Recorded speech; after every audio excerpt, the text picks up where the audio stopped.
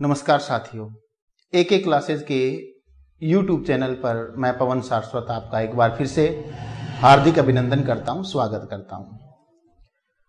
कल के हमारा जो वीडियो था उसमें अपने संज्ञा और संज्ञा के भेदों के बारे में समझा। आज अपने जातिवाचक संज्ञा से, विशेषण से, क्रिया शब्दों से, अव्यय से जो संज्ञा रूपांतरण है, भाववाचक संज्ञा में जो रूपांतरण है उसको अपने पढ़ेंगे, क्योंकि परीक्षा में जो है कई प्रश्न इस टॉपिक से संबंधित आते हैं कि कौन सा शब्द जो है वो विशेषण से निर्मित भाववाचक संज्ञा शब्द नहीं है, या कौन सा शब्द जो है वो जातिवाचक संज्ञा से निर्मित भाववाचक संज्ञा शब्द नहीं है। इस प्रकार के जो प्रश्न आपसे कई बार पूछे जाते हैं, तो उन प्रश्नों को आज अपने देखेंगे। तो आइए हम जानते हैं कि भाववाचक संज्ञा में रूपांतरण किन किन शब्दों का होता है। तो देखिए, भाववाचक संज्ञा जो है, भाववाचक संज्ञा में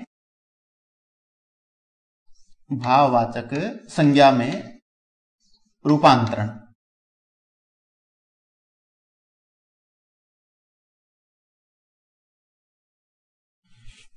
भाववाचक संज्ञा में जातिवाचक संज्ञा शब्द जो है उनका भी रूपांतरण होता है। जातिवाचक संज्ञा शब्दों का भी रूपांतरण होता है। इसके अलावा सर्वनाम जो है, सर्वनाम से भी रूपांतरण होता है। विशेषण जो है, विशेषण से भी रूपांतरण होता है। इसके अलावा जो क्रिया शब्द हैं उनसे भी रूपांतरण होता है, और जो अव्यय शब्द हैं, अव्यय, उनसे भी भाववाचक संज्ञा में रूपांतरण होता है। तो आइए सबसे पहले अपने देखते हैं भी जातिवाचक संज्ञा से भाववाचक संज्ञा के अंदर जो है रूपांतरण कैसे होता है। जैसे उदाहरण के लिए एक शब्द है शिशु।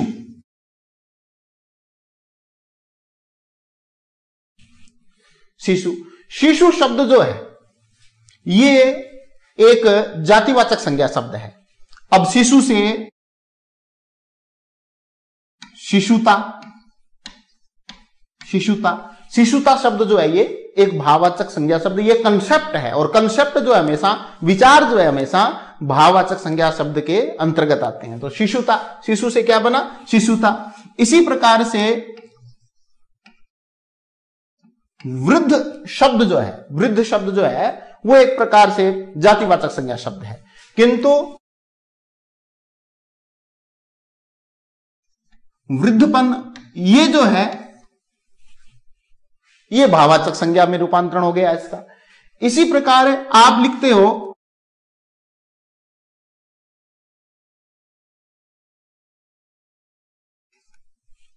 लेखक शब्द।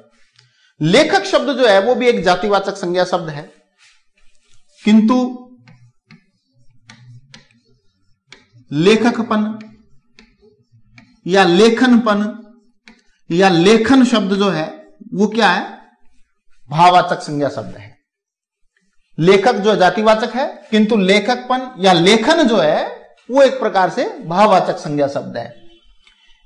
इसी प्रकार से यदि आप लेते हो यहां पर सर्वनाम शब्दों से भाववाचक संज्ञा में रूपांतरण कैसे होता है, तो सर्वनाम शब्द जैसे कि आपने लिख दिया सर्व स्वयं भी क्या है? एक प्रकार से सर्वनाम है। तो सर्व से सर्वज्ञता, सर्व में ज्ञ लगा और फिर ता, सर्वज्ञता।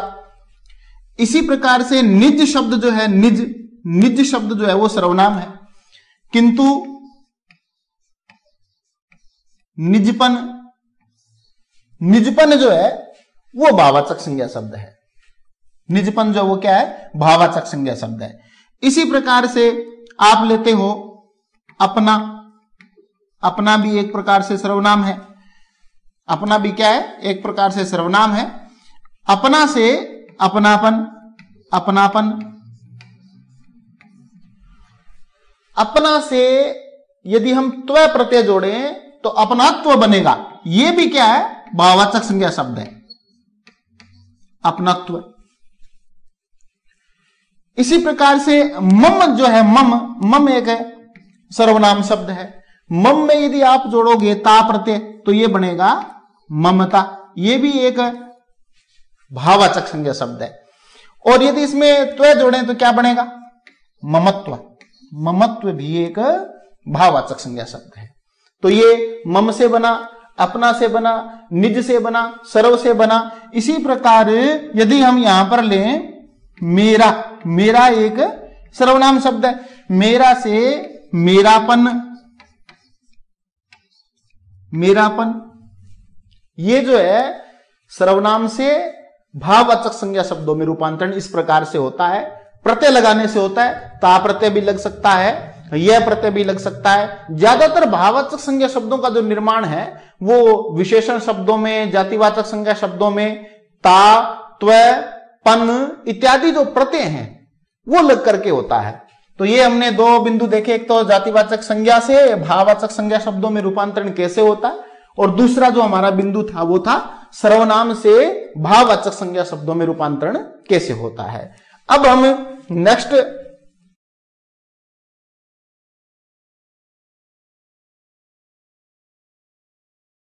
विशेषण शब्दों से भाववाचक संज्ञा शब्दों में रूपांतरण। विशेषण, विशेषण से भाववाचक कैसे बनते हैं देखिएगा। विशेषण जो शब्द है उससे भाववाचक कैसे बनते हैं। जैसे आपने लिखा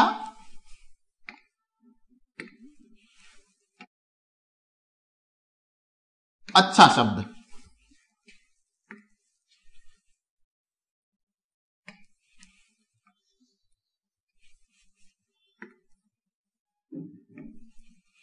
आपने लिखा अच्छा शब्द। अच्छा क्या है? एक विशेषण शब्द है। अच्छा को यदि हम भाववाचक में बदलना हो तो क्या बनेगा? अच्छाई। ये जो अच्छाई शब्द है ये भाववाचक है। इसी प्रकार से बुरा शब्द है, बुरा शब्द है। बुरा शब्द से यदि हम भाववाचक संज्ञा शब्द बनाएंगे तो ये बनेगा बुराई। कोमल शब्द लीजिए, कोमल। कोमल शब्द को यदि हम भाववाचक बनाएंगे तो क्या बनेगा? कोमलता, कोमलता। इसी प्रकार से श्याम, देखिए श्याम जातिवाचक व्यक्तिवाचक संज्ञा भी है, किंतु श्याम यदि हम वर्ण के संदर्भ में प्रयुक्त करते हैं, जैसे श्याम पट, श्याम वर्ण, तो ये श्याम शब्द जो है ये विशेषण के रूप में आता है। श्यामलता, श्यामलता क्या है? भाववाचक संज्ञा शब्द। देखिए भाववाचक का सीधा सा कंसेप्ट है कि उसकी अनुभूति होती है, उसको न तो छुआ जा सकता है और न उसको देखा जा सकता है, केवल उसकी अनुभूति की जा सकती है, उसको स्पर्श नहीं किया जा सकता, उसका कोई आकार नहीं है, और जिस चीज का आकार नहीं है वो भाववाचक संज्ञा में आता है। जैसे हमने दया पढ़ा, ममता पढ़ा, हम दयालु व्यक्ति को तो देख सकते हैं, ममतामयी माता को तो देख सकते हैं, लेकिन ममता जो भाव है उसको नहीं देख सकते। इसी प्रकार दया को नहीं देख सकते, इसी प्रकार कोमलता को नहीं देख सकते, चंचलता को नहीं देख सकते। ये जो चंचल शब्द है ये भी क्या है? एक चंचल, चंचल शब्द जो है ये भी एक विशेषण है। जैसे हम कहेंगे कि चंचल बालक, चंचल बालिका, तो चंचल क्या हुआ? विशेषण हुआ। लेकिन इससे भी जब हम भाववाचक बनाएंगे तो ये बनेगा चंचलता। एक शब्द और देखिए आप, सुंदर शब्द, सुंदर। सुंदर शब्द को जब हम भाववाचक में बदलेंगे, देखो सुंदर शब्द में यह प्रत्यय भी जुड़ेगा और सुंदर शब्द में ता प्रत्यय भी जुड़ेगा, और दोनों एक साथ नहीं जुड़ते, या तो यह जोड़ो या ता जोड़ो। तो सुंदर में यदि हम ता जोड़ते हैं तो ये सुंदरता, और यदि हम यह जोड़ते हैं तो सौंदर्य।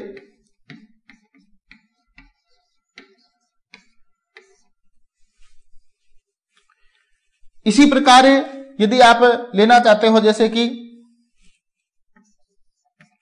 काला शब्द है, काला एक विशेषण शब्द है, इससे यदि हमें भाववाचक संज्ञा शब्द बनाना हो तो कैसे बनेगा? कालीमा।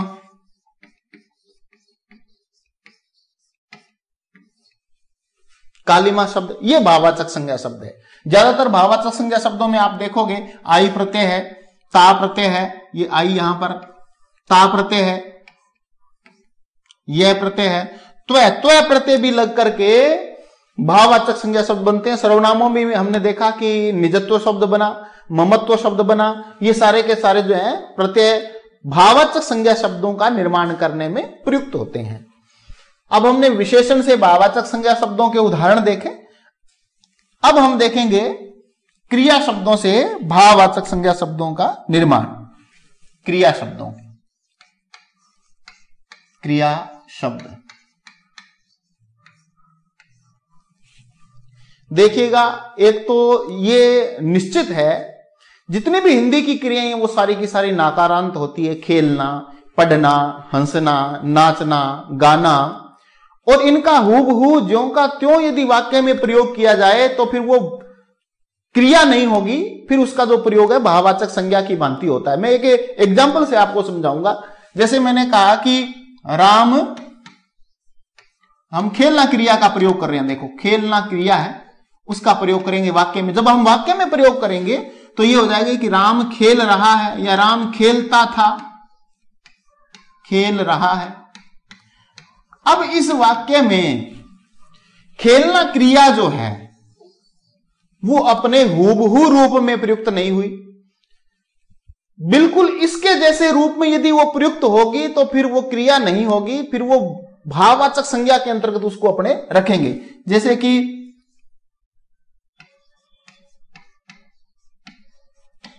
खेलना अच्छी बात है।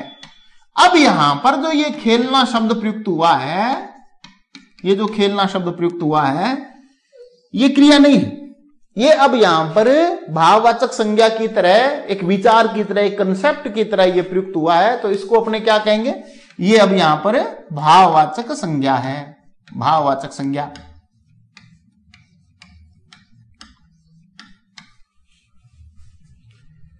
तो जितनी भी क्रियाएं हैं, चढ़ना, उतरना, खेलना, नाकारांत होती है और उनका प्रयोग यदि उसी रूप में किया जाए, ना लग करके, उसी रूप का मेरा तात्पर्य यह है कि उन क्रियाओं के अंत में यदि ना रहता है और उसको वैसे ही वाक्य में यदि अपने प्रयोग में लाते हैं तो फिर वो क्रिया नहीं रहती, फिर वो क्या बन जाएगी, वो भाववाचक संज्ञा बन जाएगी। तो क्रिया शब्दों से भी किनका निर्माण होता है, भाववाचक संज्ञा शब्दों का निर्माण होता है। हम कुछ उदाहरण देखेंगे। जैसे कि आप लिख रहे हो पढ़ना, पढ़ना क्रिया है, पढ़ना क्या है, क्रिया है, लेकिन पढ़ाई जो है, स्वयं पढ़ना भी भाववाचक संज्ञा के रूप में हो सकता है। कब, जब उसका हम वाक्य में प्रयोग करेंगे इसका। तो पढ़ाई क्या है, यह भाववाचक संज्ञा है। इसी प्रकार लड़ना, लड़ना शब्द है, लड़ना से बनेगा लड़ाई,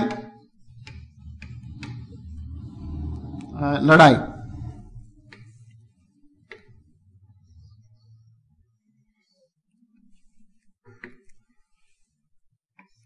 लड़ना से लड़ाई।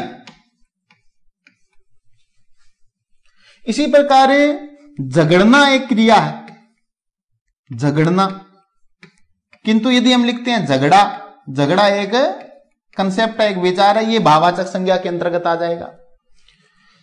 इसी प्रकार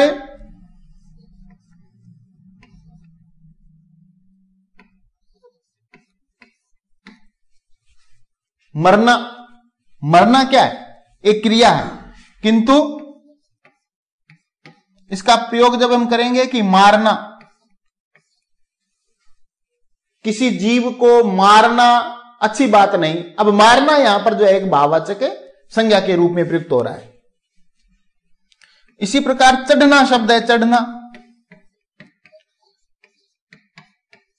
चढ़ाई।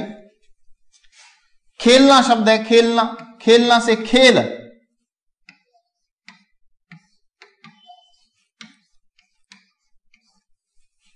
ये भाववाचक हो गया। तो ये जो है क्रिया शब्दों से भी भाववाचक संज्ञा शब्दों का निर्माण होता है, ये अपने को याद रखना है। केवल जातिवाचक संज्ञा शब्दों से या फिर अपने विशेषण शब्दों से ही भाववाचक संज्ञा शब्दों का निर्माण नहीं होता, बल्कि जातिवाचक संज्ञा शब्दों के साथ साथ विशेषण, क्रिया और इनके अलावा जो अविकारी शब्द हैं, अव्यय शब्द हैं, उनसे भी भाववाचक संज्ञा शब्दों का निर्माण होता है। तो ये हमने देखा कि क्रिया शब्दों से भाववाचक संज्ञा शब्दों का निर्माण। अब हम देखेंगे जो अव्यय शब्द हैं, अव्यय शब्द जो हैं उनसे भी भाववाचक संज्ञा शब्दों का निर्माण होता है। वो कैसे होता है, देखिए कुछ एग्जाम्पल अपने देख लेते हैं।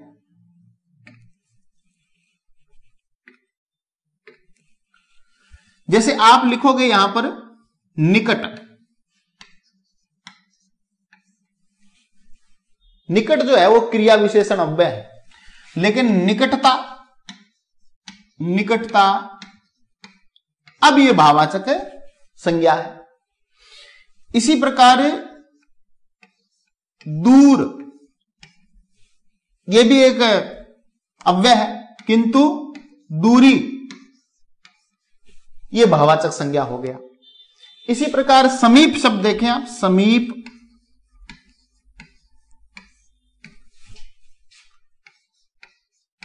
समीपता, सामीप्य भी कर सकते हो आप, सामीप्य।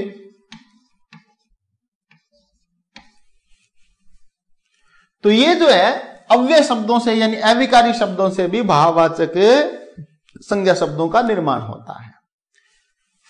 तो हमने ये देखा भी भाववाचक संज्ञा शब्दों का निर्माण जातिवाचक संज्ञा शब्दों से, विशेषण से, क्रिया से और अव्यय पदों से होता है। ज्यादातर जो ये प्रत्यय है कौन कौन से प्रयुक्त होते हैं इसके अंतर्गत, जैसे आपने ता प्रत्यय देखा, ता प्रत्यय हमने कोमल शब्द में यदि अपने ता जोड़ेंगे तो कोमलता, ये भाववाचक संज्ञा शब्द है। निज सर्वनाम है उसमें ता जोड़ेंगे, निजता, चंचलता,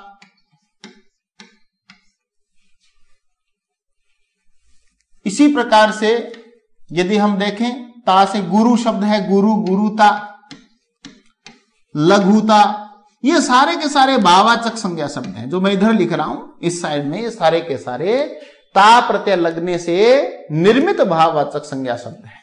इसी प्रकार से अपने त्वय, त्वय प्रत्यय का भी प्रयोग देख सकते हैं। गुरुतव, गुरुतव, महत्व,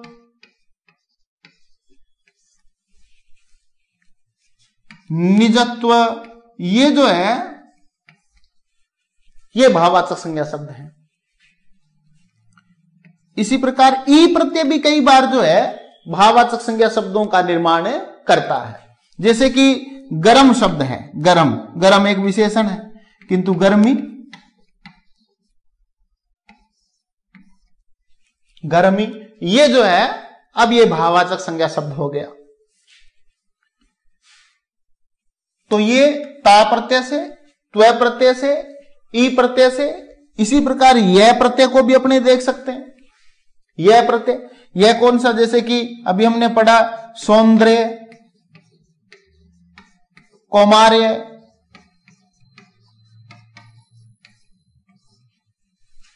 ये जो है सौंदर्य शब्द है, कौमार्य शब्द है, इनमें यह प्रत्यय का योग हो रहा है। सुंदर शब्द में यह जोड़ा, सौंदर्य बना, कुमार में यह जोड़ा, कौमार्य बना। और भी बहुत से ऐसे शब्द जैसे त्व प्रत्यय में देखें, पुरुष शब्द में जोड़ेंगे तो पुरुषत्व, ये जो है ये भी एक प्रकार से भाववाचक संज्ञा शब्द है। तो भाववाचक संज्ञा शब्दों में इस प्रकार से रूपांतरण होता है। किनसे, जातिवाचक संज्ञा से और विशेषण से, क्रिया से और अव्यय से। तो कई बार परीक्षा में प्रश्न पूछा जाता है कि निम्न में से किन किन से भाववाचक संज्ञा शब्द निर्मित होते हैं। तो अपने को ये याद रखना है कौन कौन से शब्द हैं वो। जातिवाचक हुआ, जातिवाचक के अलावा जातिवाचक संज्ञा, जातिवाचक संज्ञा, सर्वनाम, सर्वनाम, सर्वनाम से भी पढ़ा आपने, विशेषण, विशेषण से भी देखा आपने, विशेषण, क्रिया से भी देखा, जो क्रिया शब्द हैं उनसे भी, और उसके अलावा अपने अव्यय। तो ये तो अपना कंसेप्ट क्लियर हुआ कि किन किन शब्दों से भाववाचक संज्ञा शब्दों में रूपांतरण होता है। अब एक शब्द आता है हिंदी के अंदर, कई विद्यार्थियों ने हो सकता है पढ़ा हो और कईयों ने हो सकता है कि नहीं पढ़ा हो। एक आता है क्रियार्थक संज्ञा। अब आप कहोगे भी संज्ञा के तो 3 ही भेद पड़े हैं, अपनी ये क्रियार्थक संज्ञा कौन सी आ गई? तो क्रियार्थक संज्ञा क्या होती है?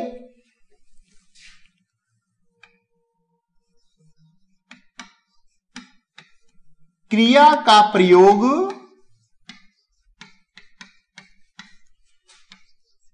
जहां संज्ञा की भांति हो, जहां संज्ञा की भांति होता हो या संज्ञा के रूप में होता हो,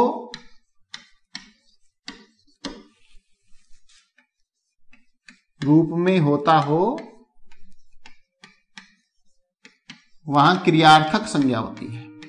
यानी कि मूल रूप में तो क्रिया है किंतु उसका प्रयोग किसकी भांति हो रहा है? संज्ञा की भांति। तो इसलिए उसको क्या कहेंगे? क्रियार्थक संज्ञा।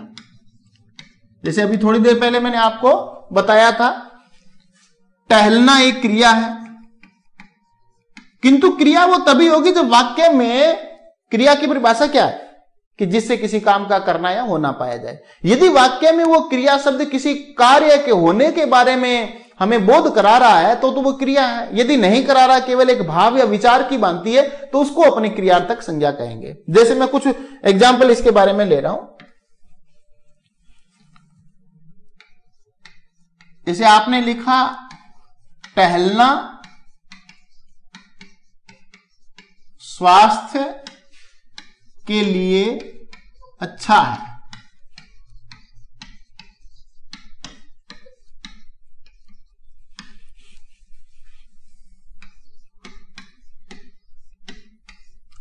रोना शोभा नहीं देता, रोना शोभा नहीं देता।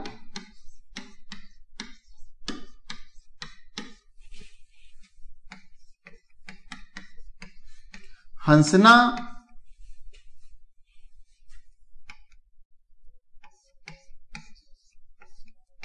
एक कला है।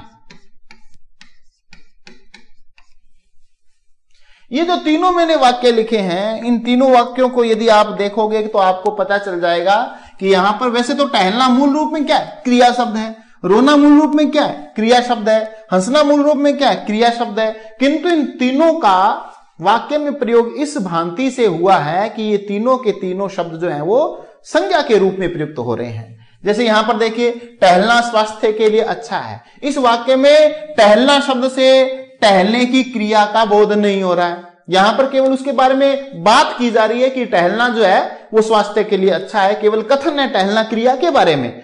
यहां पर ये एक विचार की भांति, एक भाव की तरह प्रयुक्त हो रहा है। इसको अपने भाववाचक संज्ञा भी कह सकते हो आप, और इसको क्रियार्थक संज्ञा भी कह सकते हो, क्योंकि मूल रूप में तो क्रिया है, लेकिन क्रिया से निर्मित संज्ञा, इसलिए क्रियार्थक संज्ञा भी इसको कह सकते हैं। और ये भाव के रूप में प्रयुक्त हो रहा है तो इसको भाववाचक संज्ञा भी आप कह सकते हैं। रोना जो है ये भी अब एक प्रकार से क्रियार्थक संज्ञा है। हंसना जो है ये भी क्रियार्थक संज्ञा है। अब इन्हीं वाक्यों को यदि मैं इस प्रकार से लिखूं कि राम रोज टहलने जाता है, यहां पर मैंने लिख दिया कि राम रोज टहलने जाता है।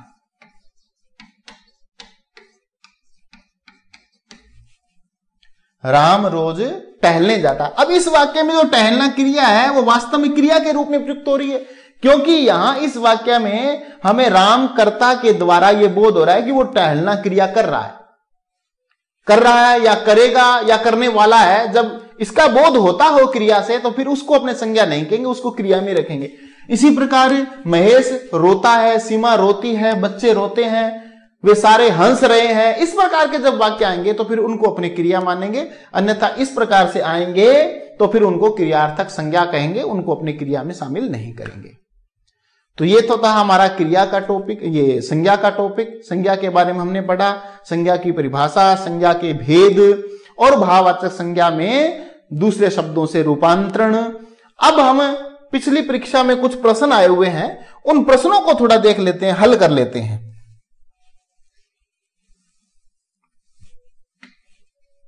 पहला प्रश्न है कि संज्ञा का प्रकार नहीं है। बिल्कुल सिंपल प्रश्न है, बहुत ही साधारण प्रश्न है, फिर भी ये पिछली परीक्षाओं में पूछा गया है, इसलिए हमने यहां पर ये आपको दिया है। व्यक्तिवाचक संज्ञा, जातिवाचक संज्ञा, देशवाचक और भाववाचक। तो ये तीनों आपको पता है। व्यक्तिवाचक संज्ञा भी है, व्यक्तिवाचक संज्ञा जो है वो भी संज्ञा का भेद है। इसके अलावा व्यक्तिवाचक संज्ञा के अलावा जो है जातिवाचक संज्ञा जो है वो भी संज्ञा का भेद है, भाववाचक भी है, किंतु ये देशवाचक जो है ये नहीं है। तो इसका आंसर क्या होगा? देशवाचक। इसके अलावा दूसरा प्रश्न देखें, जिन शब्दों में प्रयोग के अनुसार कोई परिवर्तन नहीं होता है, जिन शब्दों में प्रयोग के अनुसार कोई परिवर्तन नहीं होता है उन्हें कहा जाता है, क्या दे रखा है? पद, विकारी, अविकारी, पदबंध।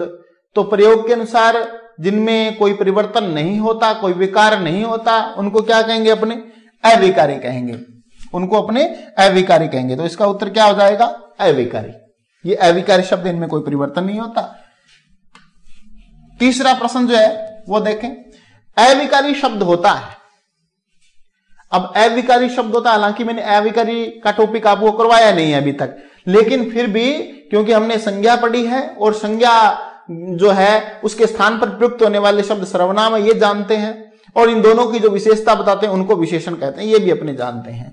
तो ये हल हो जाएगा। देखिए, अविकारी शब्द होता है, संज्ञा, सर्वनाम, विशेषण, ये तो विकारी होते हैं, मैंने शुरुआत में ही आपको पढ़ाया है। क्या नहीं होता है? ये अव्यय नहीं होता है, अव्यय जो है ये नहीं होता है। तो इसका उत्तर क्या होगा? अव्यय। इसके अलावा चौथा प्रश्न है, निम्नलिखित में से कौन सा शब्द संज्ञा है? इस प्रश्न को थोड़ा सा ध्यान से देखिए, इसमें कई प्रश्न छिपे हुए, वो भी मैं साथ के साथ आपको हल करवा देता हूं। क्रुद्ध, देखिए वास्तव में जो धातु है वो क्रोध धातु है। संस्कृत की जो धातु है वो क्या है? क्रोध।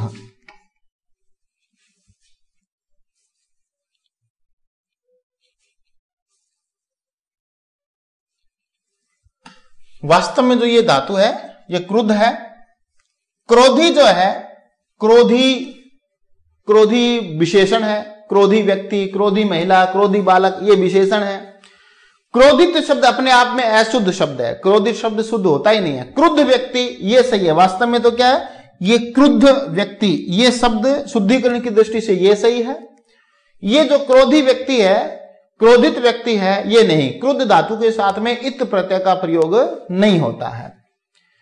ये स ऑप्शन में जो दिया हुआ है क्रोध, और प्रश्न क्या है हमारा? निम्नलिखित में से कौन सा शब्द संज्ञा है? क्रुद्ध भी एक प्रकार से विशेषण है, ये भी विशेषण है। क्रोधी हालांकि अशुद्ध है शुद्धिकरण की दृष्टि से, लेकिन ये भी क्या है? विशेषण है। क्रोधित भी अशुद्ध है, लेकिन ये भी क्या है? विशेषण है। अब रह गया क्या? क्रोध। क्रोध क्या है? एक भाववाचक संज्ञा शब्द है, ये भाववाचक है, ये लीजिए, ये भाववाचक संज्ञा शब्द है। पांचवा प्रश्न है कि इनमें व्यक्तिवाचक संज्ञा कौन सी है? तो कई बार साधारण प्रश्न भी चक्र में डाल देते हैं। मैं हमेशा कहता हूं कि प्रश्न को पहले 2 बार पढ़ो, आराम से प्रश्न को समझिए आपकी प्रश्न है क्या, उसके बाद आप ऑप्शन पे जाइए। कई बार छात्र करते हैं सीधा प्रश्न पढ़ा और है नहीं, पीछे देखा ही नहीं और सीधे ऑप्शन पे पहुंच गए, और पहला लगा तो पहला ही कर दिया, दूसरा तीसरा चौथा ऑप्शन देखते ही नहीं। कितना भी साधारण से साधारण प्रश्न क्यों ना हो, आप पहले प्रश्न को ठीक से समझें, पढ़ें, अंत में है या फिर नहीं लगा हुआ है, क्या लगा उसको देखें, उसके बाद एक एक ऑप्शन को आराम से देखें, फिर प्रश्न हल करें। तो ये जो प्रश्न दिया है पांचवा कि इनमें व्यक्तिवाचक संज्ञा कौन सी है? घरेलू, स्वतंत्र, भला, मांडवी। पहला ऑप्शन क्या है? मांडवी, घरेलू, भला और स्वतंत्र। अब देखिएगा, घरेलू जो है ये एक प्रकार से विशेषण शब्द है। ये क्या है? घरेलू, ये विशेषण शब्द है। घरेलू सामान, घरेलू बात, ये जो है संज्ञा या सर्वनाम से पहले जो आते हैं उनकी जो विशेषता बताते हैं वो विशेषण के रूप में इनका प्रयोग होता है। घरेलू शब्द का घरेलू सामान हो सकता है, घरेलू जिम्मेदारी हो सकता है, घरेलू व्यवहार हो सकता है, ये सारे विशेषण के रूप में इसका प्रयोग होता है। स्वतंत्र, स्वतंत्र भी एक प्रकार से विशेषण है। स्वतंत्र बालक, स्वतंत्र महिला, स्वतंत्र देश, स्वतंत्र राज्य, स्वतंत्र विचार, इसका प्रयोग जो है किसके रूप में होता है? विशेषण के रूप में। तो ये भी विशेषण है। भला, भला भी एक प्रकार से विशेषण है। भला जमाना, भला बालक, ये भी जैसे भला बालक लिखते हैं अपने, तो इसका प्रयोग भी किसकी भांति हो रहा है? विशेषण की भांति हो रहा है। अब आ गया मांडवी। तो मांडवी एक नदी भी है, नदी का नाम है मांडवी। और मांडवी भरत की पत्नी, रामायण में जो पात्र है भरत, उसकी पत्नी का नाम भी मांडवी। तो ये जो है ये व्यक्तिवाचक संज्ञा है। इसका उत्तर, सही उत्तर क्या होगा? ये ए ऑप्शन। इसके बाद में छठा प्रश्न है कि निम्नलिखित में से भाववाचक संज्ञा नहीं है। निम्नलिखित में से भाववाचक संज्ञा नहीं है। ऑप्शन में क्या क्या दिया है? बचपन, बनारसी, बैठक, एकता। देखो हमने देखा कि पन प्रत्यय लग करके भाववाचक संज्ञा निर्मित होते हैं, तो ये तो है बचपन, बच्चा से बचपन। उसके बाद में बनारसी शब्द है। बनारसी शब्द जो है इसका प्रयोग व्यक्तिवाचक विशेषण की भांति होता है। बनारसी साड़ी, बनारसी पान, तो इसका प्रयोग जो है व्यक्तिवाचक इसलिए क्योंकि जो व्यक्तिवाचक संज्ञा शब्दों से जो निर्मित विशेषण होते हैं उनको अपने व्यक्तिवाचक विशेषण कहते हैं। बनारस एक शहर का नाम है, वो व्यक्तिवाचक संज्ञा है, किंतु जब उसका प्रयोग विशेषण की भांति होगा तो बनारसी साड़ी, साड़ी से पहले बनारसी का प्रयोग हो रहा है। मैं यहां पर साड़ी लिख देता हूं, तो साड़ी से पहले बनारसी का प्रयोग हो रहा है, तो ये बनारसी शब्द जो ये साड़ी की विशेषता बता रहा है, विशेषण के रूप में इसका प्रयोग हो रहा है। तो बनारसी शब्द क्या हुआ? विशेषण हुआ, व्यक्तिवाचक विशेषण हुआ। और प्रश्न हमारा क्या है? निम्नलिखित में से भाववाचक संज्ञा नहीं है। उसके बाद में ये बनारसी क्या हुआ? विशेषण हुआ। तो भाववाचक संज्ञा शब्द, सीधी सी बात है कि बनारसी विशेषण है, तो ये नहीं है। तो इसका उत्तर क्या होगा? ब होगा। लेकिन फिर भी आप स ऑप्शन और द ऑप्शन को और देख लें। बैठक जो है ये एक भाववाचक संज्ञा शब्द है, कंसेप्ट है, विचार है, तो बैठक जो है वो भाववाचक संज्ञा शब्द है। इसी प्रकार एकता भी, ये भी भाववाचक संज्ञा शब्द है, तो ये भी भाववाचक, ये भी भाववाचक और एकता भी भाववाचक। और रह गए क्या? बनारसी साड़ी में बनारसी जो है ये व्यक्तिवाचक विशेषण है, इसका प्रयोग भाववाचक संज्ञा की भांति नहीं हुआ है, तो इसका सही उत्तर क्या होगा? ब। इसके बाद में सातवां प्रश्न देखें हम। इनमें से कौन सा शब्द जातिवाचक संज्ञा है? हिमालय, गंगा, पवित्रता, नदी। प्रश्न क्या है? इनमें से कौन सा शब्द जातिवाचक संज्ञा है? हमेशा प्रश्न को 2 बार पढ़ें ठीक से। प्रश्न में पूछा गया है कि इनमें से कौन सा शब्द है वो जातिवाचक संज्ञा है। तो हिमालय जो है एक जाति नहीं है, पर्वत जाति है, किंतु पर्वत में एक विशेष नाम आ गया हिमालय, जो एक, सीधा से ध्यान रखें, एक जो है वो एक का जो कंसेप्ट है वो व्यक्तिवाचक संज्ञा में आता है और उसकी जो जाति है वो जातिवाचक संज्ञा में। गंगा और हिमालय दोनों ये क्या है? व्यक्तिवाचक संज्ञा है। नदी जो है ये जातिवाचक संज्ञा है। प्रश्न पूछा गया है कि कौन सा शब्द जातिवाचक संज्ञा है, तो नदी शब्द जो है वो क्या है? जातिवाचक संज्ञा है, नदी इसका उत्तर होगा। पवित्रता जो है ये भाववाचक है, पवित्रता एक भाव है, ता प्रत्यय जुड़ गया। पवित्र विशेषण है, पवित्र वस्तु, पवित्र मंदिर, पवित्र स्थल, तो ये जो पवित्र शब्द है ये क्या है? ये विशेषण है, किंतु पवित्रता जो है ये भाववाचक संज्ञा है। हिमालय जो है ये व्यक्तिवाचक है, ये व्यक्तिवाचक संज्ञा है, ये भी व्यक्तिवाचक संज्ञा है, गंगा भी। और नदी जो है ये जातिवाचक संज्ञा है, ये जातिवाचक है। आठवां प्रश्न है, भारतीय सेना बहुत शक्तिशाली। देखो सेना, समूह, मंडली, सभा, समिति, ये जो हमने शब्द जो पढ़े, ये मंडल, ये जो हमने शब्द पढ़े, ये पढ़े थे अपने जातिवाचक संज्ञा के अंतर्गत समुदायवाचक संज्ञा में या समूहवाचक संज्ञा में। भारतीय सेना जो है, सेना शब्द, सीधा सेना शब्द यदि हम लें, यहां पर सीधा सेना शब्द यदि हम लें तो सेना एक क्या है? सेना जातिवाचक संज्ञा है, समुदायवाचक है, जैसे कक्षा है, जैसे झुंड है, जैसे परिवार है, जैसे समिति है, जैसे मंडली है, ये सारे के सारे किसमें आएंगे? समुदायवाचक जातिवाचक संज्ञा में। लेकिन अब इसमें सेना का नाम रख दिया, जैसे आजाद हिंद फौज अपने रख दें, भारतीय सेना रख दें, तो ये जो भारतीय सेना का पूरा जो कंसेप्ट है ये किस में जाएगा?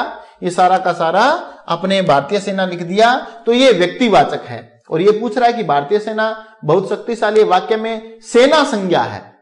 प्रश्न क्या पूछ रहा है? सेना संज्ञा है, भारतीय सेना का नहीं पूछा, इसने पूछा है कि भारतीय सेना बहुत शक्तिशाली है, वाक्य में सेना संज्ञा है, तो सीधा सेना पूछ रहा है तो सेना जातिवाचक है। सिर्फ सेना पूछ रहा है तो सेना जातिवाचक है।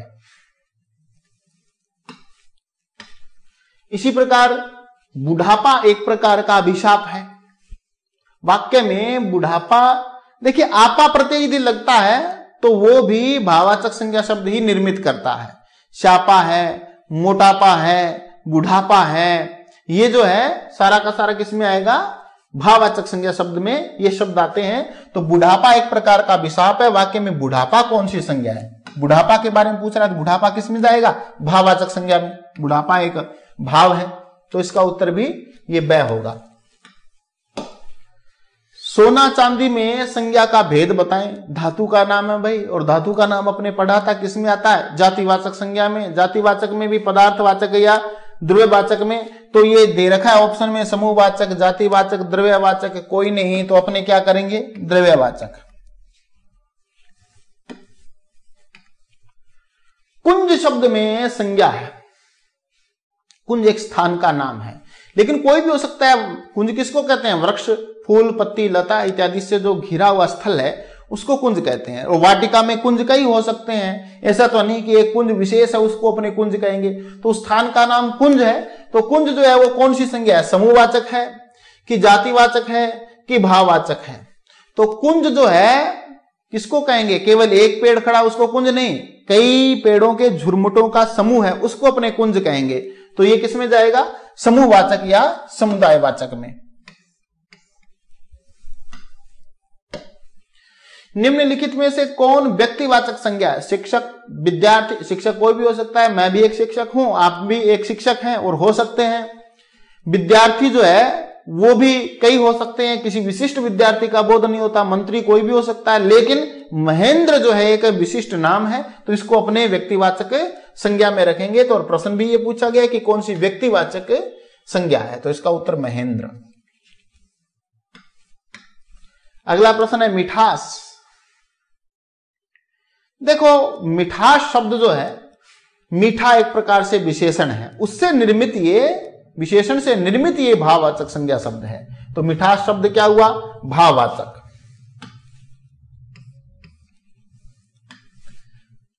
14 नंबर प्रश्न, महात्म्य शब्द है। महात्म्य शब्द है, ये जो महात्म्य जो शब्द यहां पर लिखा हुआ है ये भाववाचक संज्ञा शब्द है। क्रिया नहीं है, जातिवाचक संज्ञा शब्द नहीं है, व्यक्तिवाचक नहीं है। महात्मा जो शब्द है वो जातिवाचक होता है, किंतु महात्म्य लिख दिया तो ये यहां पर भाववाचक में जाएगा। तो इसका उत्तर क्या होगा? भाववाचक। निम्नलिखित में से किस विकल्प में सभी शब्द व्यक्तिवाचक संज्ञाएं हैं? सभी शब्द व्यक्तिवाचक संज्ञाएं हैं। निम्नलिखित में से किस विकल्प में सभी शब्द जो है व्यक्तिवाचक संज्ञाएं हैं? ममता, ये नहीं है, क्योंकि ममता क्या है? ये भाववाचक है, नाम है, व्यक्तिवाचक भैया, और भाववाचक भी हो सकता है। यदि नाम हो ममता किसी लड़की का तो व्यक्तिवाचक है, यदि ममता एक भाव है तो ये भाववाचक है।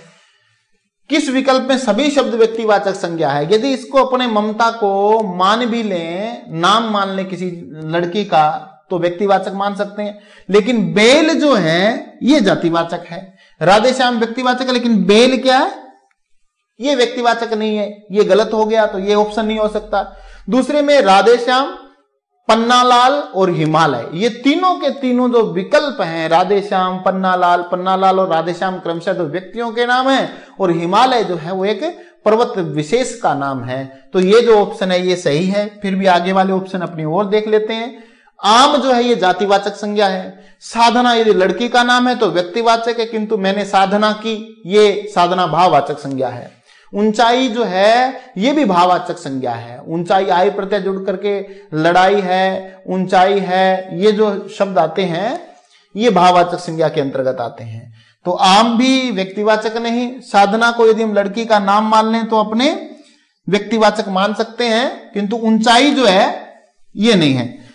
इसी प्रकार गाय शब्द जो है, गाय शब्द को आप देखिएगा, गाय जो है वो जातिवाचक है, किंतु यदि इसमें आता कामधेनु तो कामधेनु तो भाई व्यक्तिवाचक संज्ञा होता।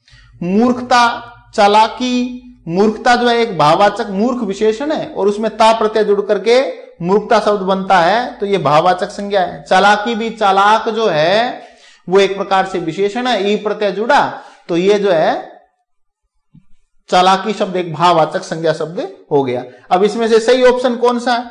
केवल ये ब। इसी प्रकार 16 नंबर प्रश्न देखें कि निम्नलिखित में से किस विकल्प में सभी संज्ञाएं भाववाचक संज्ञाएं हैं? किस विकल्प में सभी शब्द जो है वो भाववाचक संज्ञाएं हैं?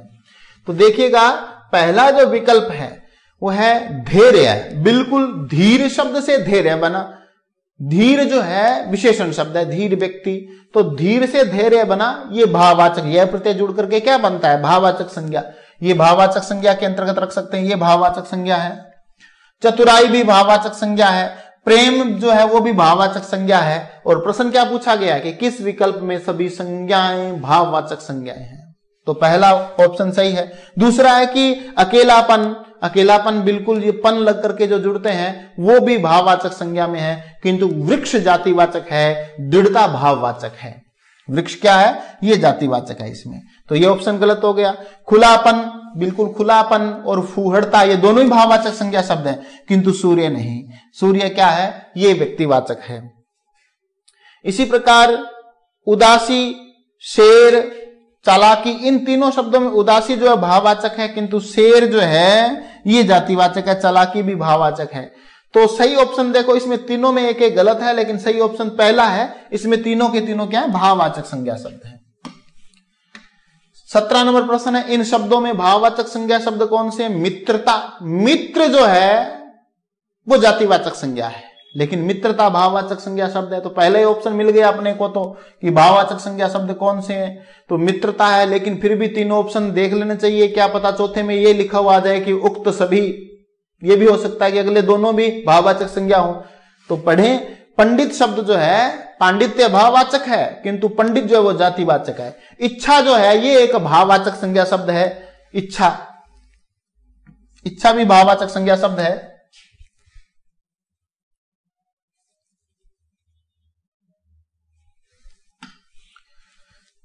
इन शब्दों में भाववाचक संज्ञा शब्द कौन से हैं? देखिए मित्रता भी भाववाचक संज्ञा शब्द है, पंडित नहीं है। चलना जो है ये भी भाववाचक संज्ञा शब्द है। मैंने आपको कहा था कि हिंदी की जितनी भी क्रियाएं हैं यदि उनके पीछे ना लगता है, क्रियाएं होती भाववाचक है, भाव ही होती है क्रिया। तो क्रियाएं जो है यहां पर चलना दे रखा है, ये भी भाववाचक, ये इच्छा भी भाववाचक, मित्रता भी भाववाचक। और प्रश्न क्या पूछा गया है कि इन शब्दों में भाववाचक संज्ञा शब्द कौन से हैं? प्रश्न होना चाहिए था कौन सा नहीं है, नहीं है। तो कौन सा नहीं है? पंडित नहीं है। ये थोड़ा सा आगे यहां पर त्रुटि हो सकती है। प्रश्न पूछना यह था कि कौन सा भाववाचक संज्ञा शब्द नहीं है, क्योंकि तीनों जो है मित्रता, इच्छा और चलना ये तीनों ही भाववाचक संज्ञा शब्द है, किंतु पंडित नहीं है, पंडित जातिवाचक है। इसलिए ये जो है ये कौन सा भाववाचक संज्ञा शब्द नहीं है, इस प्रकार से ये प्रश्न होना चाहिए और उसका उत्तर क्या होगा? पंडित होगा। 18 नंबर प्रश्न है कि इनमें से जातिवाचक संज्ञा से भाववाचक संज्ञा का सही उदाहरण है। जात, अभी मैंने आपको थोड़ी देर पहले करवाया था, जातिवाचक संज्ञा शब्दों से भाववाचक संज्ञा शब्दों में रूपांतरण। तो यहां पर देखिएगा कि कौन सा ऐसा शब्द है जो जातिवाचक से भाववाचक में रूपांतरित नहीं हुआ। पहला है दानव। देखो दानव शब्द जो है वो दनु शब्द जो है उसमें प्रत्यय लगने से, अप्रत्यय लगने से बना है दानव, लेकिन ये आगे दे रहा है कि दानव से दानवता। तो दानव जो है वो, ये जो दानव जो है ये जातिवाचक संज्ञा है और दानवता भाववाचक संज्ञा शब्द है। प्रश्न क्या पूछा गया? जातिवाचक संज्ञा से भाववाचक संज्ञा का सही उदाहरण है। ये दानव से दानवता बना है, जातिवाचक से भाववाचक संज्ञा बना है, ये सही है। सर्व जो है ये सर्वनाम है, सर्वनाम से सर्वस्व ये भाववाचक संज्ञा शब्द बना है। चतुर एक विशेषण है, चतुर से चतुराई भाववाचक संज्ञा शब्द बना है, चतुर विशेषण हुआ। गाना जो है एक क्रिया है, गाना से गान, गान जो है ये भाववाचक संज्ञा है। तो ब ऑप्शन में, स ऑप्शन में और द जो ऑप्शन है इनमें क्रम से ब में तो सर्वनाम से भाववाचक, स में विशेषण से भाववाचक और द में क्रिया से भाववाचक में रूपांतरण हो रहा है, किंतु जो पहला ऑप्शन है उसमें जातिवाचक से भाववाचक में रूपांतरण हो रहा है। तो इसका उत्तर सही क्या होगा? ए। अगला प्रश्न है कि इनमें से सर्वनाम से बने भाववाचक संज्ञा कौन से हैं? सर्वनाम से बने हुए जो भाववाचक संज्ञा शब्द हैं वो कौन से हैं? तो देखिएगा, अपनापन बिल्कुल अपना सर्वनाम है और उससे बना हुआ अपनापन। इसी प्रकार परायापन, पराया व्यक्ति, पराई महिला, पराया एक प्रकार से विशेषण भी, तो पराया से विशेषण से बन रहा है भाववाचक संज्ञा शब्द।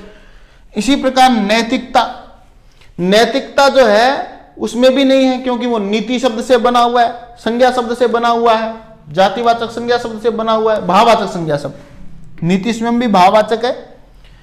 समता जो है इसमें सम उपसर्ग है, तो आप पहला ऑप्शन देखिए, इसमें सर्वनाम से बना हुआ भाववाचक संज्ञा शब्द है, तो इसका पहला उत्तर होगा अपना से अपनापन, क्योंकि तीनों ही ऑप्शन में बाकी में नहीं है। इसी प्रकार से 20वां प्रश्न है कि इनमें से विशेषण से बनी भाववाचक संज्ञा कौन सी है? विशेषण से बनी भाववाचक संज्ञा, मातृत्व, शिशुता, छुटपन, बचपन। इन तीनों ऑप्शन को यदि आप ध्यान से पढ़ोगे तो पता चलता है, ये जो मातृत्व शब्द है ये त्व प्रत्यय, मातृ शब्द में त्व प्रत्यय जुड़ने से ये बना है, और ये जातिवाचक संज्ञा है, जातिवाचक संज्ञा से बना हुआ भाववाचक संज्ञा से। मातृ क्या है? जातिवाचक संज्ञा है, उसमें त्व प्रत्यय जुड़ा तो भाववाचक बन गया, तो जाति से भाव बना है। जबकि ये पूछ रहा है कि विशेषण से बनी भाववाचक कौन सी है? शिशु शब्द भी जातिवाचक है, उससे शिशुता बना, तो जातिवाचक से ये भी भाववाचक है। छुटपन, छोटा शब्द में पन प्रत्यय जुड़ने से छुटपन भाववाचक संज्ञा शब्द बना है, और छोटा क्या है? विशेषण है, तो यहां पर इसका उत्तर क्या होगा? छुटपन। बचपन में बच्चा जो है जातिवाचक संज्ञा शब्द है, तो इन तीनों में, मातृत्व में, शिशुता में और बचपन में, इनमें क्या हो रहा है? जाति से भाव में रूपांतरण हो रहा है। किंतु छुटपन जो शब्द है इसमें विशेषण से भाव में रूपांतरण हो रहा है। किससे? विशेषण से भाव में रूपांतरण। तो सही उत्तर क्या होगा? स।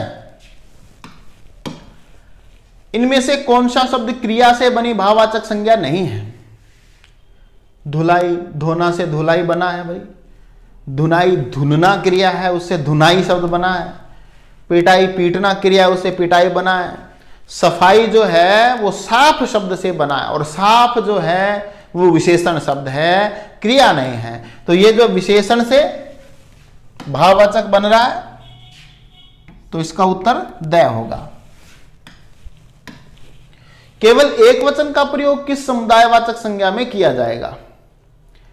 देखो, यहां पर जितने भी समुदायवाचक संज्ञा शब्द होते हैं, अपने परिवार लेते हैं, सेना लेते हैं, झुंड लेते हैं, सभा लेते हैं, मंडली लेते हैं, कक्षा लेते हैं।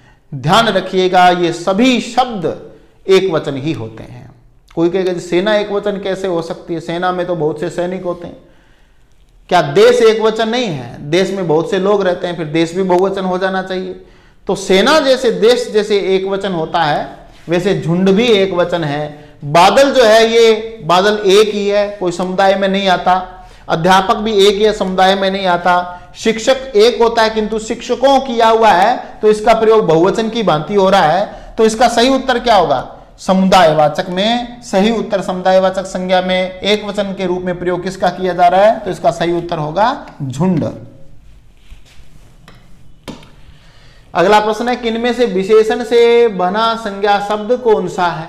विशेषण से बना हमने पढ़ा, ममता शब्द को अपने पढ़ करके आए हैं। मम जो सर्वनाम है उसमें ता प्रत्यय जोड़ने से ममता बनता है, त्व जोड़ेंगे तो ममत्व बनेगा। लेकिन मम क्या है? सर्वनाम है। और ये पूछ रहा है विशेषण से बना संज्ञा शब्द कौन सा है? तो सुंदर शब्द विशेषण है, तो उसमें ता प्रत्यय जुड़ा, तो ये सुंदरता बना। सुंदरता भाववाचक संज्ञा शब्द है। बालपन जो है, बाल ये जाति से बना हुआ भाववाचक है। लड़कपन, लड़का, ये भी जाति से बना हुआ भाववाचक। और ये पूछ रहा है विशेषण से बना संज्ञा शब्द कौन सा है? तो इसका जो उत्तर होगा वो होगा सुंदरता। इनमें से कौन सा विशेषण संज्ञा से नहीं बना है? कौन सा विशेषण संज्ञा से नहीं बना है? इनमें से कौन सा विशेषण संज्ञा से नहीं बना है। विशेषण पूछा है कि कौन सा विशेषण संज्ञा से नहीं बना है, तो पढ़ाकू जो है वो पढ़ना क्रिया से बना हुआ शब्द है। देखिएगा ये किससे बना है, ये क्रिया से बना हुआ विशेषण है। प्यारा जो है ये प्यारा, ये भाववाचक प्यार शब्द जो है उससे बना हुआ है, ये भाव से बना हुआ है, भाव से बना हुआ विशेषण है। जोधपुर जो है ये व्यक्तिवाचक संज्ञा से बना हुआ विशेषण है, व्यक्तिवाचक संज्ञा से बना हुआ व्यक्तिवाचक विशेषण है। रंगीला जो है वो रंग शब्द से, जाति से, इससे बना हुआ ये विशेषण है। यदि कई जगह लिखा होता है रंगना क्रिया जो है उससे बना हुआ रंगीला बना है, तो यदि हम क्रिया से भी ले सकते हैं। प्रश्न क्या पूछा गया है, इनमें से कौन सा विशेषण संज्ञा से नहीं बना है, कौन सा विशेषण संज्ञा से नहीं बना है। पढ़ना जो है ये क्रिया से बना हुआ है, और ये जोधपुरी जो है वो संज्ञा से बना हुआ है। प्यारा जो है वो प्यार भाववाचक संज्ञा शब्द है, इससे बना हुआ है। रंग जो है ये भी संज्ञा से बना हुआ है, रंग शब्द संज्ञा है, संज्ञा से बना हुआ। रंगीला शब्द जो है विशेषण बना हुआ है। तो ये तीनों ही संज्ञा से बने हुए हैं, रंगीला, जोधपुरी और प्यारा शब्द। अब कौन सा नहीं है, पढ़ाकू, क्योंकि ये क्रिया से बना हुआ है, पढ़ना क्रिया है उससे बना हुआ। और प्रश्न क्या पूछा गया है कि इनमें से कौन सा विशेषण संज्ञा से नहीं बना है, तो पहला ही इसका उत्तर होगा। अगला प्रश्न है कि कौन सा प्रत्यय लगाने से मधुर विशेषण भाववाचक संज्ञा में परिवर्तित हो जाता है। मधुर ता प्रत्यय जोड़ेंगे तो भी भाववाचक में परिवर्तित हो जाएगा, मधुरता हो जाएगा। यदि हम यह प्रत्यय जोड़ेंगे तो भी माधुर्य हो जाएगा और वो भाववाचक में परिणत हो जाएगा। तो यहां पर दे रखा है कौन सा प्रत्यय लगाने से मधुर विशेषण भाववाचक संज्ञा में परिवर्तित हो जाएगा। तो मधुर में त्व प्रत्यय नहीं जुड़ता, मधुरतव नहीं होता, या तो मधुरतम हो सकता है, या फिर मधुरता हो सकता है, और या फिर माधुर्य हो सकता है। यानी या तो यह प्रत्यय जुड़ सकता है, या फिर ता प्रत्यय जुड़ सकता है, या फिर तम प्रत्यय जुड़ सकता है। तो इसमें तम भी दे रखा है, मधुरतम, हम मधुरतम भी विशेषण में ही आएगा भाई, ता प्रत्यय जुड़ करके, ता या त्व प्रत्यय जुड़ने से ये भाववाचक संज्ञा में परिणत हो जाएगा। तो इसमें तव दिया नहीं है, केवल क्या दे रखा है, ता दे रखा है। तो इसका उत्तर क्या होगा, ता। तम से भी विशेषण की अवस्था का ही बोध होता है। जैसे हम पढ़ते हैं कि जो उत्तम अवस्था है उसमें तम प्रत्यय का प्रयोग होता है, तो इससे अवस्था का बोध होता है, भाववाचक में परिणत नहीं होगा, केवल ता और त्व से होगा। तो ये 25 प्रश्न जो थे ये अपने हल किए। आज की कक्षा में हम इतना ही पढ़ेंगे। जो आगे की जो हमारी कक्षा रहेगी, हमारा प्रयास चल रहा है कि हम जो है आगे की कक्षा को लाइव करें, और शीघ्र हम इस लाइव कक्षा में आपके सामने प्रस्तुत होंगे। तब के लिए जय हिंद, जय भारत।